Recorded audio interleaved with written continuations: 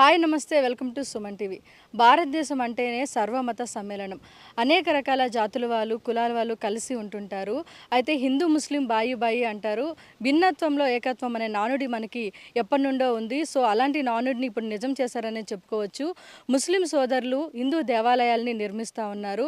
అంటే వారి ముస్లిం సోదరుల నుండి వారికి వాళ్ళ నుండి వెలివేసినప్పటికీ కూడా వాళ్ళ ఆర్థిక పరిస్థితులు అంతంత మాత్రంగా ఉన్నా కూడా వాళ్ళు సంకల్పించుకున్నారు కాబట్టి ఎన్ని ఇబ్బందులు ఎదుర్కొన్నా కూడా ఈ యొక్క దేవాలయాన్ని కంప్లీట్గా నిర్మించాలని ఒక ఉద్దేశంతో నిర్మిస్తున్నారు. అయితే వారి యొక్క సమస్యలు ఏంటి అనేది మనం తెలుసుకునే ప్రయత్నం చేద్దాం. ప్రస్తుతం మనం ఒక టెంపుల్ దగ్గరే ఉన్నాం. ఇది మనకి తిరుపతికి దాదాపుగా 45 కిలోమీటర్ల దూరంలో చిత్తూరు జిల్లా పులిచెర్ల మండలం కొత్తపేట గ్రామంలో ఉంది. వారి యొక్క సమస్యలు ఏంటి, ఎలా నిర్మించాలనుకుంటున్నారు, లోపల ఏ ఏ దేవాలయాలు ఉన్నాయి అన్నీ చూసే ప్రయత్నం చేద్దాం. ఓకే, ఇప్పుడే మనం దేవాలయంలోకి ఎంటర్ అయ్యాము. సో స్టార్టింగ్ మనకు చూస్తేనే మనకి వినాయక స్వామి విగ్రహం కనిపిస్తూ ఉంది. అంటే ముందుగా మనము ఏ పూజ చేసినా ఏం చేసినా ఏ గుడిలో అయినా కూడా మనకి వినాయక స్వామి స్టార్టింగ్లో కనిపిస్తారు. సో ఆ ఉద్దేశంతోనే వాళ్ళు మొదటగా వినాయక స్వామిని స్థాపించారు. తర్వాత చూడొచ్చు చాలా వరకు కూడా పూర్తిగా కంప్లీట్ అవ్వలేదు కాబట్టి ఇవన్నీ కూడా ఇంకా కలర్స్ అన్నీ వేయకుండా కనిపిస్తున్నాయి. దాదాపుగా ఇక్కడ ఏడు దేవతా విగ్రహాలని వీళ్ళు స్థాపించారని చెప్తున్నారు. సో మనం ఇక్కడ చూడొచ్చు. మొదటగా మనకి అమ్మవారి టెంపుల్ అనేది ఫస్ట్ కనిపిస్తూ ఉంది. అమ్మవారి టెంపుల్ తర్వాత మనకి అక్కడ వెంకటేశ్వర స్వామి టెంపుల్ కూడా కనిపిస్తూ ఉంది. సో తర్వాత మనకి అక్కడ సాయిబాబా టెంపుల్ని కూడా వీళ్ళు నిర్మించాలని చెప్పేసి నిర్మిస్తూ ఉన్నారు.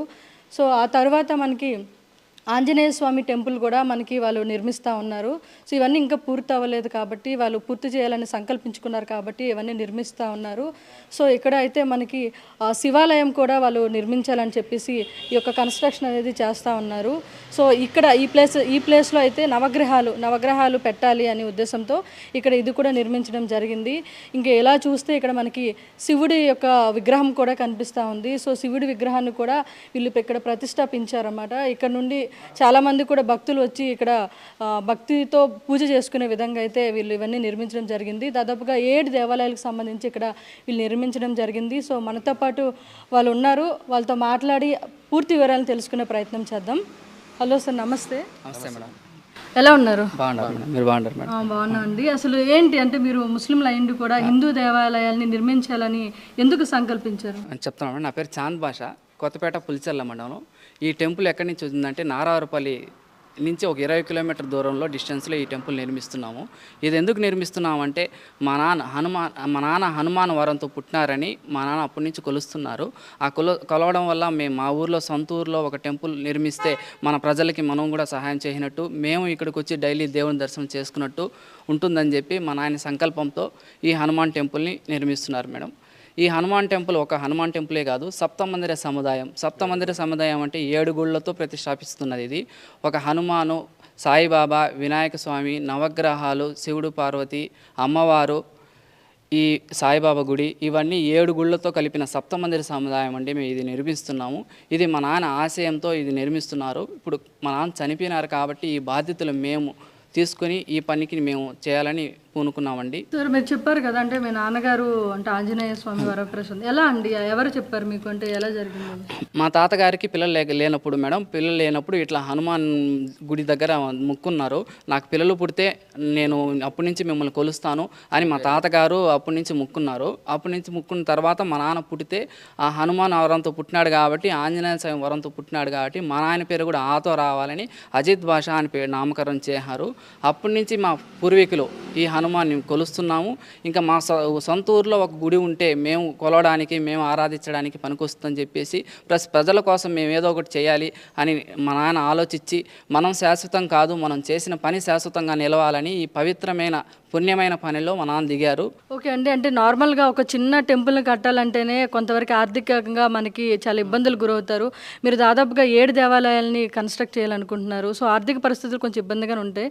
మీకు ఎలా అనిపిస్తుంది మేడం? మేము చాలా సామాన్యులు అంటే ఇంకా మధ్యతరగతి కన్నా ఇంకా తక్కువే. మాకు ఇంత పనిలో పని దొరకడం అదృష్టం. మాకు ఏ జన్మలో ఏ పుణ్యం చేసుకున్నామో తెలియదు. మేము ముస్లిం అయ్యి హనుమాన్ టెంపుల్ని ఇంత భారీ బడ్జెట్లో పని చేస్తున్నామంటే మెయిన్ కారణం ఆ దేవుడు సంకల్పంతోనే మాకు ముందుకెళ్తుంది. మా నాన్న ఆశయానికి మా సంకల్పానికి తోడి ఈ పని ఇంకా ముందుకెళ్ళాలని ఆశిస్తున్నామండి. అంటే మీ నాన్నగారు కట్టారు, మొదటి నుంచి స్టార్ట్ చేశారని చెప్పారు. అంటే దాదాపుగా మీరు ఈ యొక్క టెంపుల్ కన్స్ట్రక్ట్ చేయడానికి ఇప్పటి వరకు ఇంతవరకు పూర్తి అవ్వలేదు పూర్తిగా. సో ఎన్ని ఇయర్స్ పట్టిందండి? మేడం ఒక 10 ఇయర్స్ నుంచి ఈ గుడి పని చేస్తున్నామండి.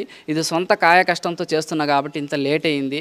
ఇది ఎవరో డబ్బులు ఇచ్చేస్తే చేసేస్తే అంటే ఆ రోజు మేస్త్రితో కూలోళ్ళతో అయిపోతుందండి.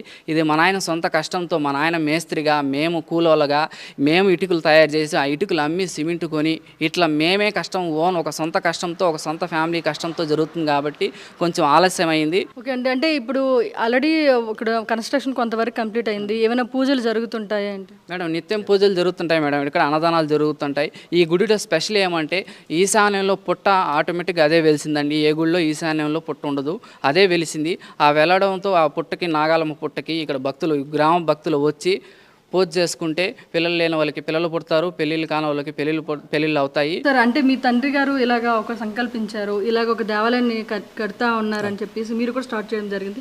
మీకు ఎలా అనిపిస్తుంది? అంటే మీరు ఎలా దీన్ని కన్స్ట్రక్షన్ పూర్తి చేద్దామని చెప్పి అనుకున్నాం మేడం. మాకైతే సంతోషమే. ముస్లిమ్స్ వల్ల ఇబ్బందులు జరుగుతున్నాయి, అయినా కూడా మేము తట్టుకొని చేస్తున్నాం. మీకు ఎలాంటి ఇబ్బందులు ఫేస్ చేశారు? వాళ్ళు అన్ని విధాలు ఇబ్బంది పెడుతున్నారు మేడం.